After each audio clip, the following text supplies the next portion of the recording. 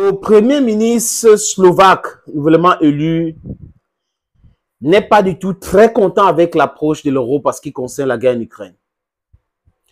Le premier ministre slovaque pense que l'Europe devrait penser autrement et non pas du suivisme moutonnier qui font preuve aujourd'hui avec les Américains.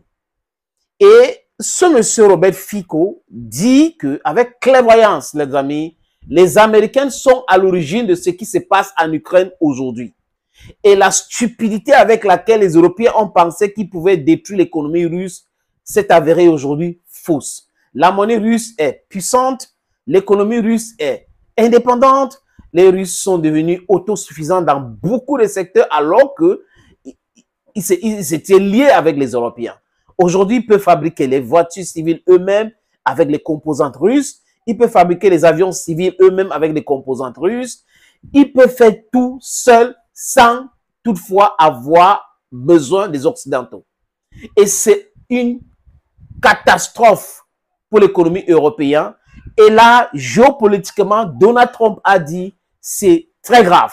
C'est très grave de ne pas comprendre l'importance de la Russie au sein de l'Europe. C'est très grave de ne pas comprendre l'importance de la Russie à ce qui concerne la stabilité de l'Europe. C'est très grave de ne pas comprendre l'utilité de la Russie à la puissance de l'Europe. Et là, les gens qui ont cherché à mettre à dos la Russie sont les responsables de tout ce qui se passe aujourd'hui en Ukraine et l'affaiblissement de l'Europe. C'est une bonne chose, nous en Afrique, on se réjouit les amis, parce que ça acte la libération du peuple africain, la libération monétaire, agricole et tout cela. C'est ce que nous voulons, parce que nous souffrons tellement alors que nous avons les potentialités pour pouvoir s'en sortir. Et on souffre aujourd'hui parce que l'Europe puissante nous impose les valets qui sont des dictateurs, qui sont en train de transformer le pays en dynastie. Le père veut transférer le pouvoir au fils. La France vient installer les fils. On a des pseudos opposants qui cherchent à être des premiers ministres et autres. Voilà donc le travail de cette Europe qui corrompt toute la classe politique, et les gens qui veulent sortir la tête de l'eau ont fait tout pour les frapper. Les amis, c'est de ça qu'il est question. Mais n'oubliez pas, peuple noir, peuple d'Afrique, que nous sommes nombreux aujourd'hui. Nous devons dire non à homme, homme, femme, femme, parce que nous voulons des enfants. La population, c'est la puissance. Il y a des micro-pays en Afrique qui sont plus grands que la France, l'Allemagne et autres, qui ont seulement 20 millions, 25 millions, 30 millions d'habitants. Ce n'est pas du tout normal. Donc, nous devrons encourager ce genre-là ou les habitants de notre pays, l'Afrique, de faire plus d'enfants.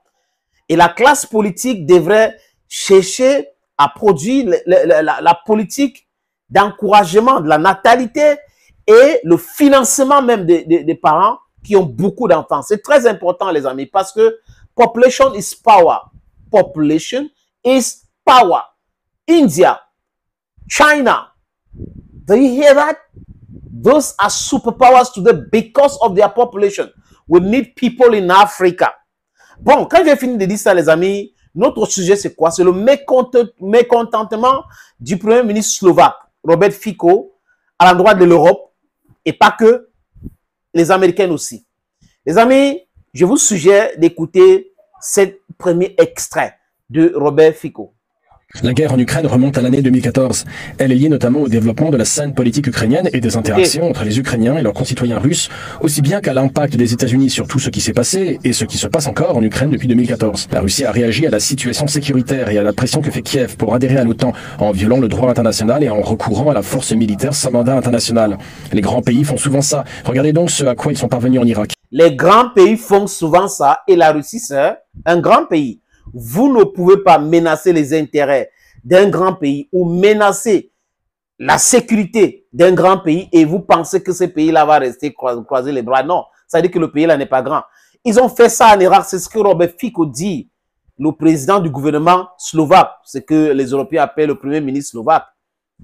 Il dit des choses clairement. Et pour régler un problème, il faut nommer. Il faut nommer ce problème. Si un problème n'a pas un nom, on ne peut pas régler. Si il y a le déni on ne peut pas régler le problème. Et le premier ministre slovaque dit ça clairement. Regardez ce que les Américains ont fait en Irak. la destruction totale sur la base d'un mensonge savamment orchestré par George Walker Bush Jr. D'un mensonge savamment orchestré par son acolyte et ami de crime Tony Blair. Par cette organisation belliqueuse, dangereuse qu'on appelle le North Atlantic Treaty Organization, NATO, l'OTAN. Ces gars sont arrivés en Irak, ils ont détruit l'Irak. Ils ont mis l'Irak comme ça, sans dessus. Ils ont pratiqué la politique de la terre brûlée. À Moussoul, ils ont brûlé Moussoul, détruit toutes les maisons, tué des millions de personnes. Rien, personne ne les a posé une question. Il n'y a ni la Comédie pénale internationale, ni les autres organisations, personne. Ils sont là en train de se vaquer à l'occupation, alors qu'ils ont fait du mal au peuple du monde, les amis. C'est de ça qu'il est question. C'est ça que le Premier ministre ou le président du gouvernement slovaque est en train de dire aujourd'hui. Voilà donc la réalité de la situation sur le terrain. Et ils se sont trompés avec fracas, les amis. Je vous suggère donc d'écouter ce deuxième extrait du président du gouvernement slovaque, Robert Fico, ou, si vous voulez bien, le Premier ministre slovaque. Il parle toujours de la situation en Ukraine. Le fait que l'Occident se soit trompé maintes fois dans l'évaluation de la situation en Russie est choquant. La Russie contrôle complètement les territoires occupés.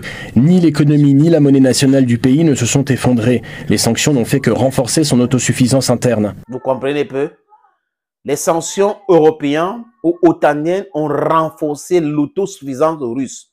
C'est Robert Fico qui dit, le président de la Slovaquie. Et là, ni les sanctions monétaires, ni les sanctions économiques n'ont rien fait contre l'économie russe. Par contre, la Russie est devenue autonome dans beaucoup de domaines aujourd'hui. Est-ce que c'est ce qu'ils ont dit à leur peuple avant d'entamer les sanctions contre la Russie? Que non. Aujourd'hui, ça saute à l'œil qu'ils sont dans le non-sens total. Et là, ce non-sens continue comme ça. Et il y a des gens lucides comme ce Premier ministre ou président du gouvernement et Viktor Orban pour dire la vérité. Mais vous savez comment on les traite en Europe? On dit que ce sont des dictateurs. Donc, les Européens vont voter leur président qui travaille pour eux et les autres pays, la France, l'Allemagne, les États-Unis, leur traitent des dictateurs juste parce qu'ils n'ont pas en train de suivre la ligne éditoriale dictée par l'oligarchie américaine, française, britannique ou allemande. Voilà donc des gens qui dictent tout sur tout le monde, qui prétendent connaître tout. Mais aujourd'hui, les amis, le monde et les gens de ce monde réfléchissent autrement. Même en Europe, nous avons des gens qui pensent que le pragmatisme dans l'analyse de la situation en Ukraine aujourd'hui est la seule solution ou le seul moyen de trouver une solution idoine.